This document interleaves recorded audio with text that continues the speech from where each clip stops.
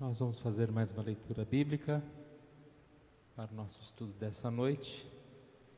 Nós estamos estudando uma série chamada Disciplinas Espirituais. E hoje nós vamos falar sobre meditação. Salmo 63, versos de 1 a 6.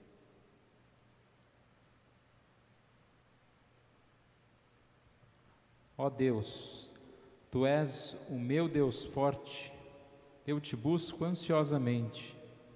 A minha alma tem sede de Ti. Meu corpo Te almeja como terra árida, exausta, sem água. Assim eu te contemplo no santuário para ver a Tua força e a Tua glória.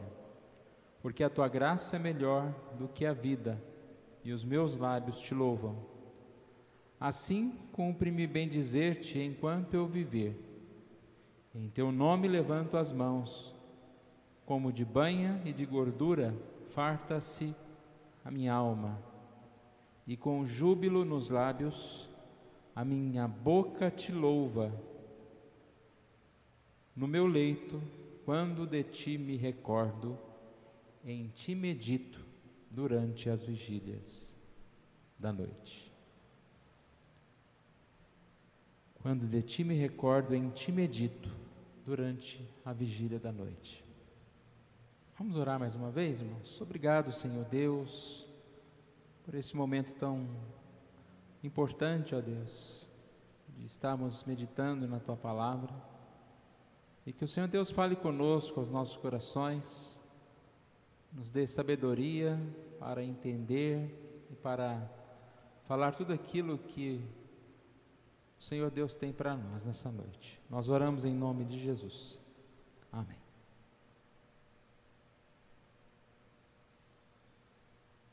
Como eu disse na semana passada, existe um livro chamado Celebração da Disciplina, que foi escrito por Richard Foster em 1978. E esse livro vem sendo reeditado por muitos anos, e eu tenho ele como um manual para mim, no que se refere a este tema, disciplinas espirituais. Esse livro surgiu na época em que George Foster saiu do seminário, cheio das suas teorias, mas não se sentia bem em relação ao trabalho da igreja. Ele via que o trabalho não desenvolvia. E no desejo dele de buscar mais a Deus, ele começou a escrever algumas destas disciplinas. Então, do que se trata? Se trata de disciplinas, ou seja, de algumas coisas que nós devemos fazer para nos exercitar espiritualmente. Então, no estudo temos disciplinas interiores, que estão como meditação, oração, jejum e estudo. Disciplinas exteriores, simplicidade, solitude e serviço. Disciplinas comunitárias, confissão, adoração, orientação e celebração.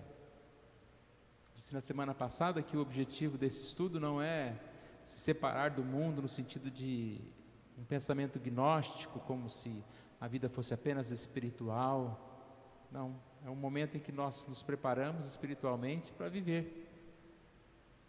E assim estamos muito mais aptos para viver nesse mundo, nos alegrar com todas as coisas. E o propósito desse estudo é fugir da superficialidade, fugir de uma vida talvez de rotina espiritual e não de disciplina. É fugir de qualquer comodismo que nos impede a lutar mais, a nos preparar mais. Sabemos que todo exercício exige disciplina, exige força, e nem sempre nós estamos preparados para isso, principalmente no que se refere à questão espiritual. O pecado, a indisposição sempre nos puxam, para o outro lado. É muito mais fácil criar um mau hábito do que um bom hábito, da mesma forma que é muito mais fácil ficar deitado no sofá do que exercitar-se. E nós precisamos. O salmo que nós lemos hoje, ele fala sobre essa alma que tem sede de Deus, que almeja ao Senhor. E lá no último versículo, o salmista diz que, por ele ter essa sede de Deus, quando ele está no seu leito, ele medita, ele contempla, recorda, louva ao Senhor.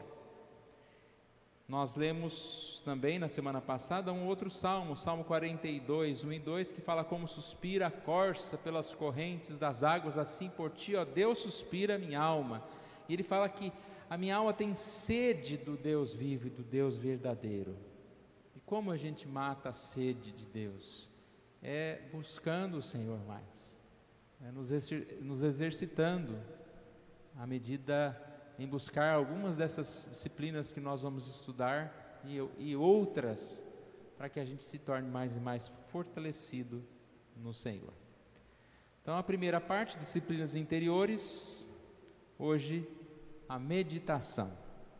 Nós vivemos num mundo barulhento, cheio de relacionamentos, cheio de movimentações, embora hoje a gente possa falar que não há tantos congestionamentos, não há tantas festas, tantas saídas, tantas aglomerações, mas mesmo assim ainda a gente vive num mundo tumultuado, onde parece que não há muito tempo para parar, para meditar, para ficar um pouquinho quietinho no seu canto.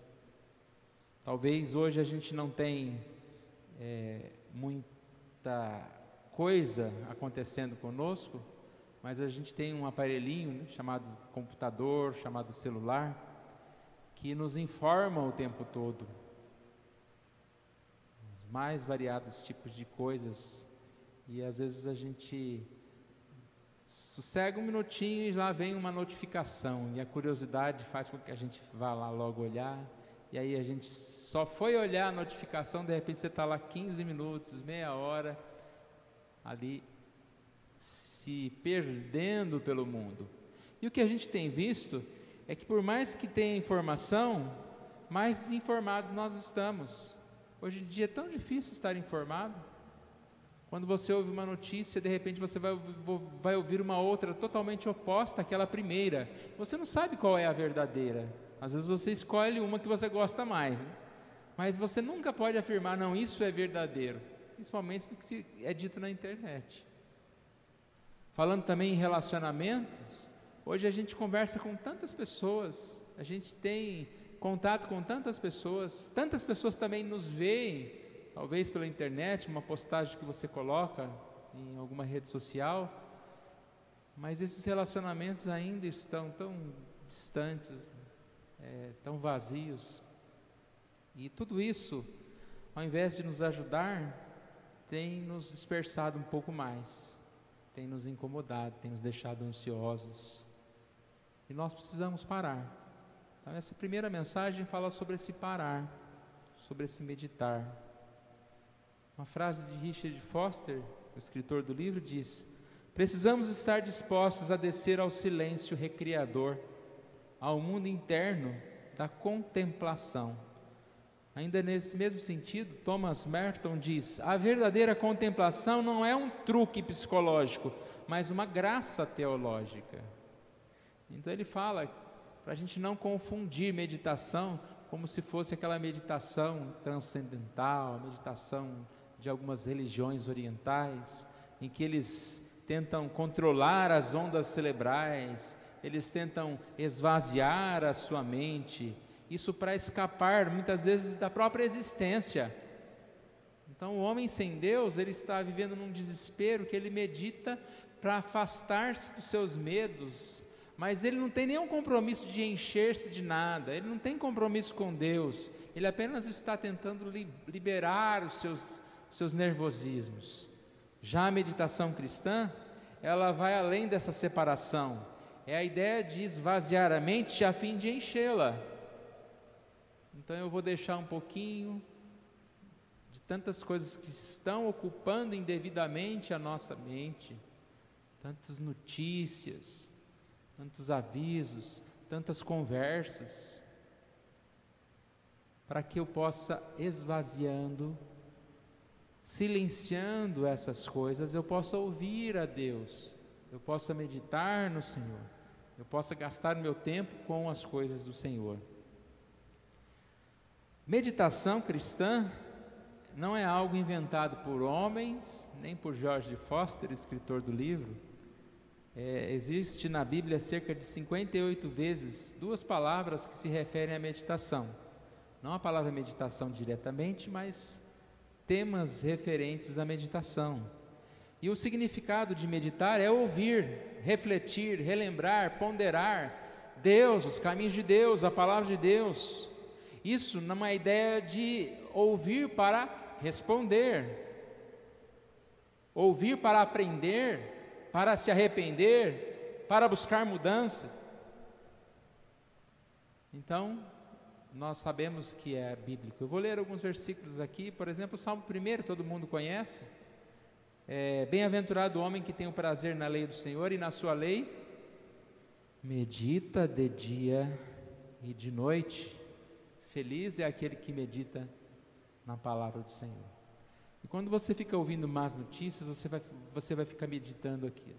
Você já percebeu o quanto a repetição de uma certa notícia ruim vai causando algo negativo em nós? E você fica com aquilo na mente. Eu não sei quantos viram, acho que todo mundo viu hoje uma postagem daquele Lázaro que morreu, né, na cama lá. Aquela imagem não sai da minha mente. Eu fico vendo aquele tempo todo, porque todo mundo postou a mesma coisa, e você assiste uma vez, e você fica emocionado com aquilo. Agora pensa você se expondo a isso, há uma emoção aqui, a outra ali, há uma mensagem aqui, uma notícia ali, alguma coisa aqui. Aí a notícia fala que está acabando o oxigênio do mundo, né? E todo mundo vai morrer sem respirar, e aí você vai ouvindo, você vai meditando naquilo. Não há como não meditar em algo que você fica repetindo na sua mente. Às vezes a gente precisa pôr de lado. Eu já disse isso aqui, vou falar mais uma vez. Antes eu falava, desligue um pouco a televisão. Agora está chegando a hora de você ter que desligar a televisão, o celular, separar de tudo e fique algumas horas em silêncio, sem ouvir notícias. Não é desistir dos outros, não é não nos preocuparmos com os outros, mas é silenciar um pouquinho essas coisas. Nós vemos vários salmistas falando sobre a meditação, e eram pessoas muito chegadas a Deus. Salmo 119, 148, os meus olhos antecipam as vigílias noturnas, para que eu medite nas tuas palavras. Salmo 119 ainda, 78, eu, porém, meditarei nos teus preceitos. Temos várias passagens, e essa é a ideia de meditar, de buscar ao Senhor. E aqui nós não estamos falando em algo complicado, né? O Márcio está aqui para não deixar eu mentir sozinho.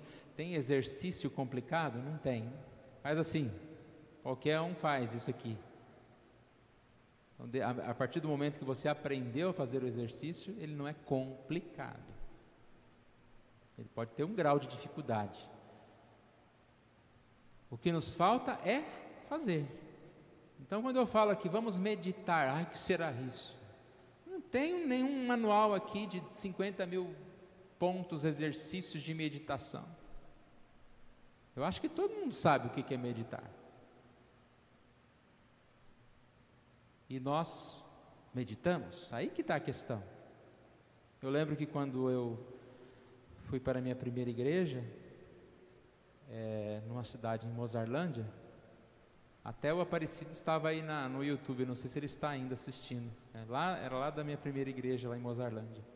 Eu morava sozinho numa casa que era do lado da igreja, mas não era do lado, era na igreja, né? Tinha a igreja e tinha um terreno onde as pessoas ficavam, a garagem, o estacionamento e a casa, não tinha muro, assim, era tudo junto ali.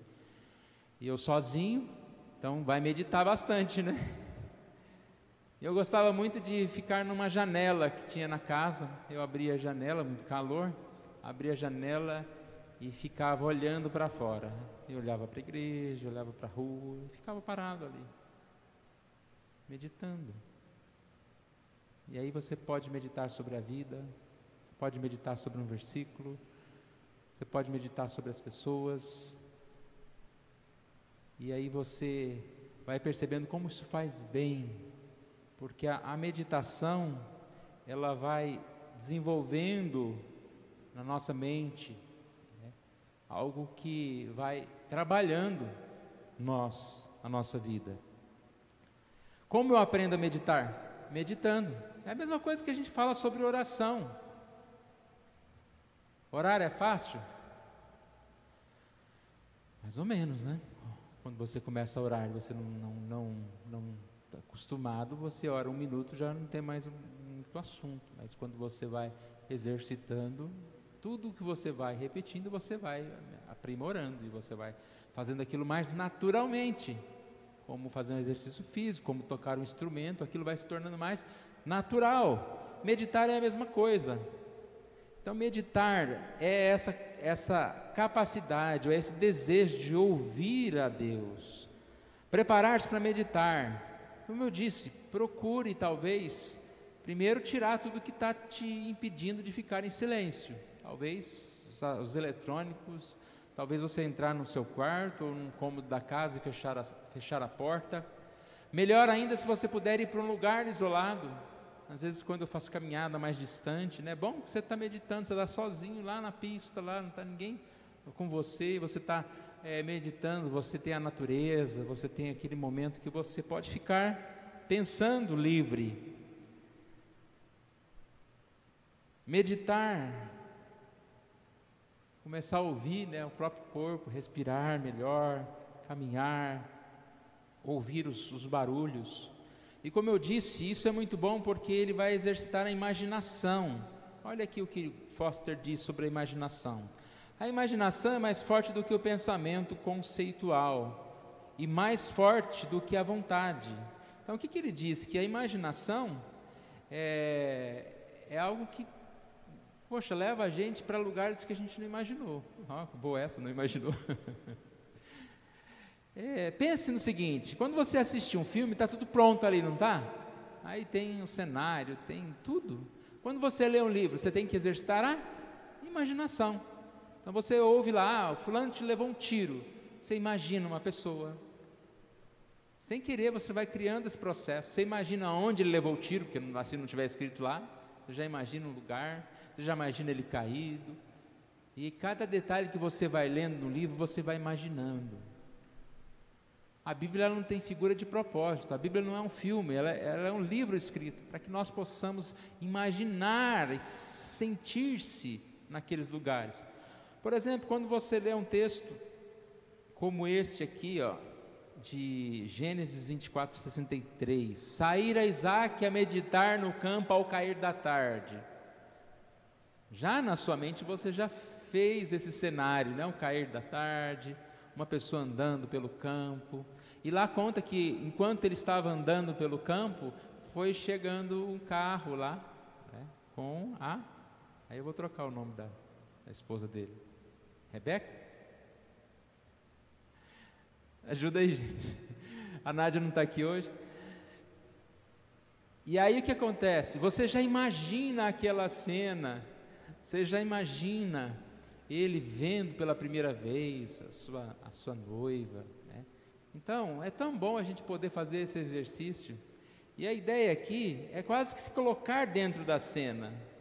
Existe um autor que diz o seguinte: visualizar as histórias do Evangelho, entrar na história.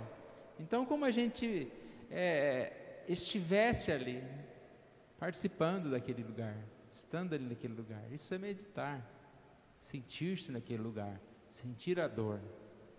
Quando você lê as histórias de Jesus, da sua morte, ressurreição, quando você ouve textos como Paulo negando Jesus, como Pedro negando Jesus, quando Pedro estava lá olhando para Jesus e todo mundo perguntando, né? Você é um deles. Você quase que se imagina naquela praça ali vendo Pedro. Isso é meditar.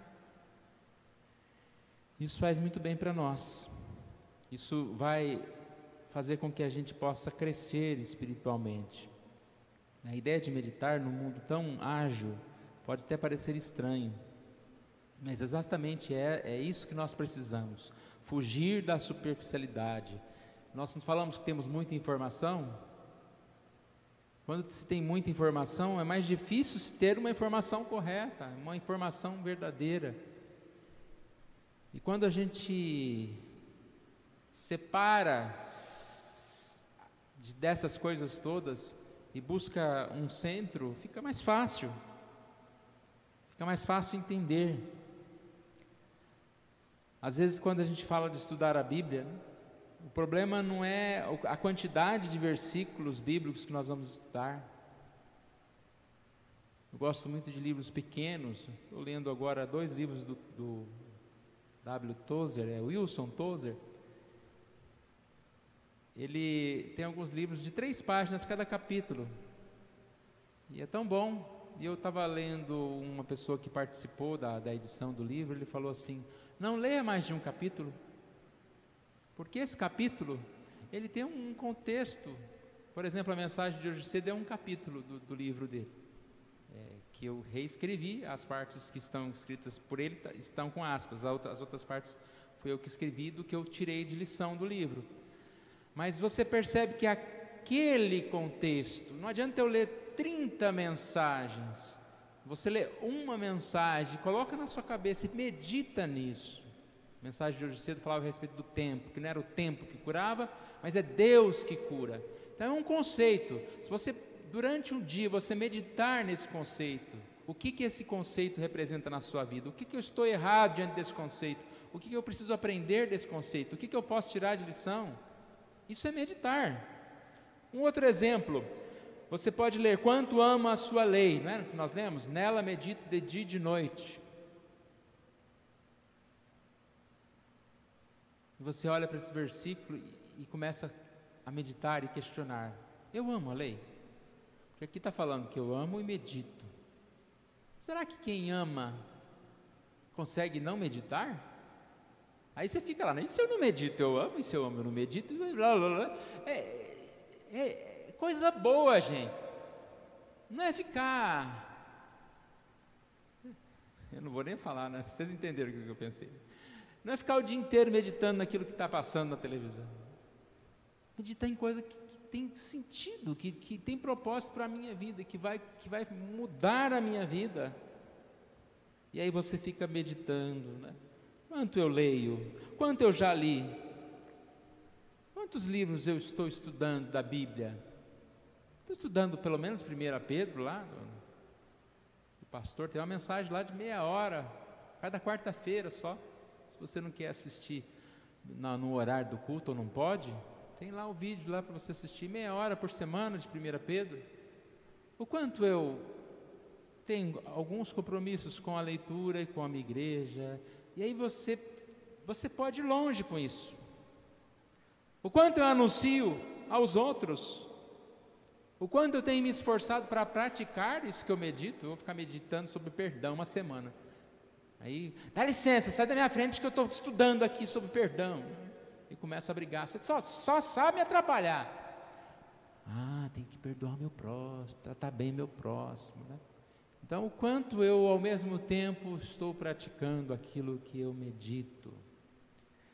Por isso que eu digo, às vezes não é um sermão muito comprido, mas é algo que fala: entendi já, pastor, pode parar, né?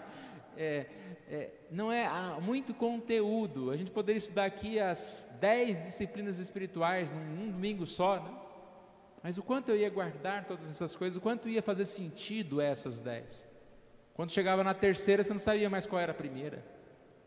Vamos ver se quando chegar no fim a gente sabe contar nos dedos todas. Falei sobre meditar, irmãos. É claro que a nossa principal propósito é meditar sobre a lei, é meditar sobre a Bíblia, é meditar sobre a nossa vida espiritual. Mas aí também existe em meditar no contexto em que nós vivemos, sempre levando para a palavra. Lá no livro estava falando assim, a Bíblia numa mão e o jornal na outra. Não sei nem se existe jornal mais, né? Provavelmente tem, mas poucas pessoas têm. E aí eu pensei, a Bíblia numa mão e o celular na outra, né? Porque é onde a gente pega informação hoje é no celular.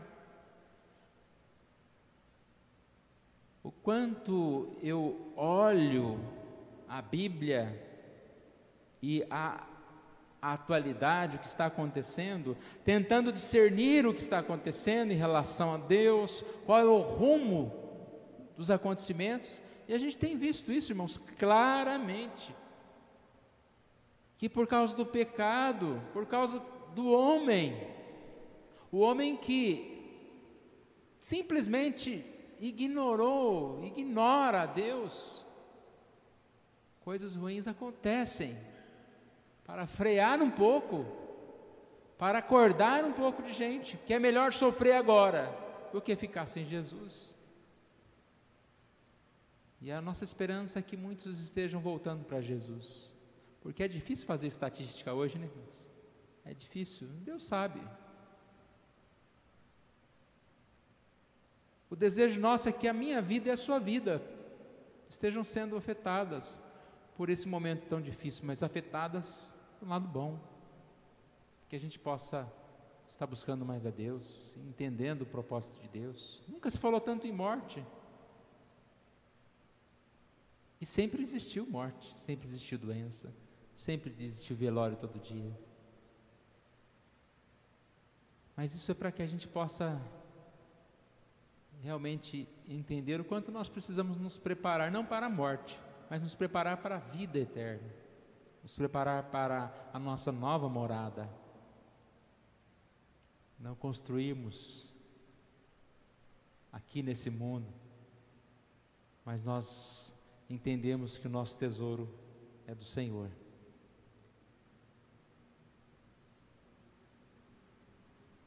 Tentar discernir o rumo dos acontecimentos, pedir orientação para qualquer coisa que pessoalmente devêssemos estar fazendo a fim de sermos sal e luz, ou seja, meditar, pedindo orientação para Deus, o que eu posso fazer. Eu ouvi de uma pessoa, um vídeo pequeno falando sobre isso, eu nem sei se essa pessoa é cristã, que eu saiba não, um ator, falando, gente, vamos parar de dizer quem está errado, de quem está culpado, e vamos olhar para nós, e vamos entender qual o meu papel nessa história, o que eu posso fazer para ajudar nesse momento. A gente tem meditado sobre isso? Qual é o seu papel nessa história? Quem eu posso ajudar? Como eu posso ajudar? Com certeza criticando todo mundo e falando de todo mundo. Você não está ajudando, você está pondo mais lenha na fogueira, como se diz. É isso, irmãos, meditação como modo de vida. Modo de vida. Será que nós temos pensado nisso? Quanto nós temos separado esse tempo para estar conosco mesmo?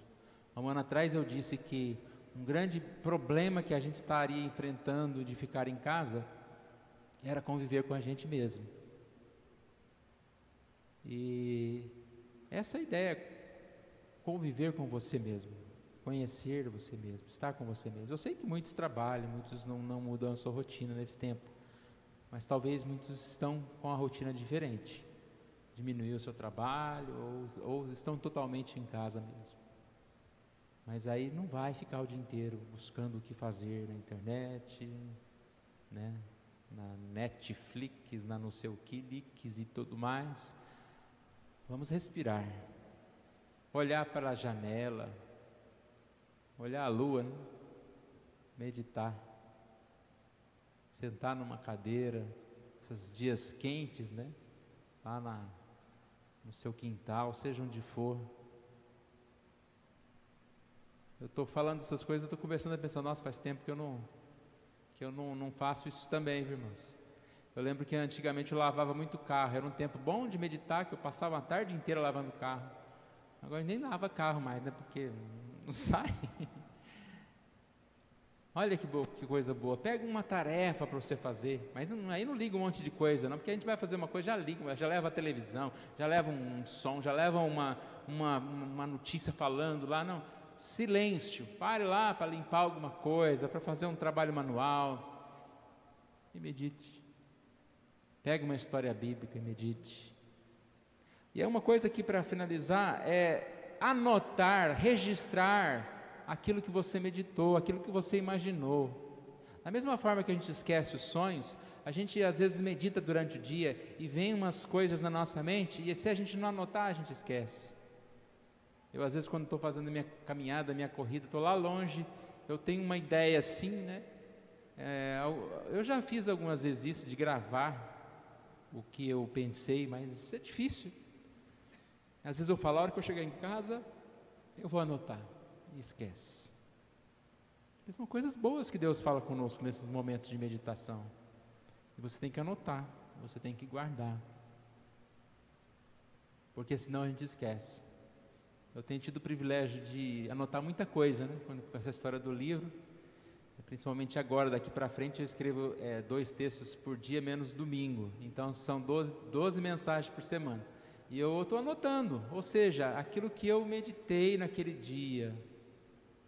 E eu tenho essa experiência. Se não escrever, você não lembra nada. Esquece tudo. Você tem a mesma experiência, talvez, porque você leu alguma coisa, mas no outro dia você já não lembra. Às vezes eu leio à noite alguma coisa e falo, nossa, amanhã eu vou escrever. Aí eu no outro dia falo, mas o que era mesmo que eu li ontem? Era tão importante que você nem lembrou mais. Mas é porque a gente esquece. Eu sou bem esquecido, né? Às vezes eu esqueço se eu tenho que ir para o piano ou para o teclado aqui, né? Agora mesmo eu não sabia para onde que eu ia, porque eu estou pensando numa coisa e depois já esquece a outra. Então a gente precisa anotar, a gente precisa ter um roteiro das coisas. A gente medita naquilo que a gente gosta, naquilo que a gente quer, naquilo que a gente deseja. Isso é bom. Quantas vezes você fez algum plano para o futuro, principalmente os mais jovens, né? Fica lá pensando, talvez, será que profissão que eu vou ter? Quando eu crescer eu quero comprar uma moto. Misericórdia, Jesus, né? Eu quero fazer isso, e você fica meditando. Os adultos também, né? Agora eu vou juntar o dinheiro, quero comprar o celular tal, daqui 1 ano, nem que se for, mas eu vou comprar. A gente medita naquilo que a gente gosta. Não vou nem falar da namorada, do namorado, né? Porque isso aí já não precisa nem falar. Então, irmãos, Salmo 42, 22 diz que a minha alma tem sede do Deus vivo. Quando irei e me verei perante a face de Deus? Uma das coisas boas para a gente meditar é esse dia que a gente estará com Jesus. E o quanto a gente tem feito isso, o quanto a gente tem buscado, o quanto a gente tem feito da meditação um modo de vida. Que Deus nos abençoe e nós possamos crescer nesse tempo, estudando um pouquinho mais sobre esses temas que nós vamos estudar.